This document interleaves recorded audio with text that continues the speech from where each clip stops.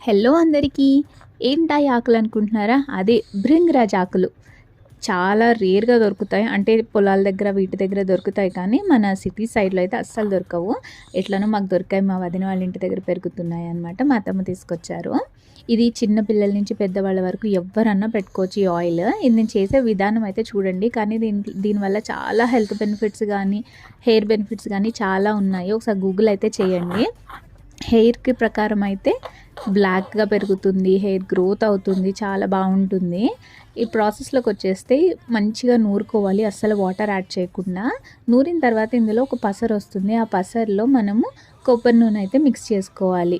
కొంచెం ఎక్కువ మిక్స్ చేసుకోకూడదు. కొంచెం మిక్స్ చేసుకోవాలి. తర్వాత ఒక కంటైనర్‌లో గానీ, ఒక గ్లాస్ జార్‌లో గానీ వేసుకుని మంచిగా ఎప్పుడు పెట్టుకోవాలనుకున్నప్పుడు అప్పుడు బాగా షేక్ చేసి మనం హెయిర్‌కి పెట్టుకోవాలి. దీనివల్ల హెయిర్ అనేది చాలా స్ట్రాంగ్‌గా, బ్లాక్‌గా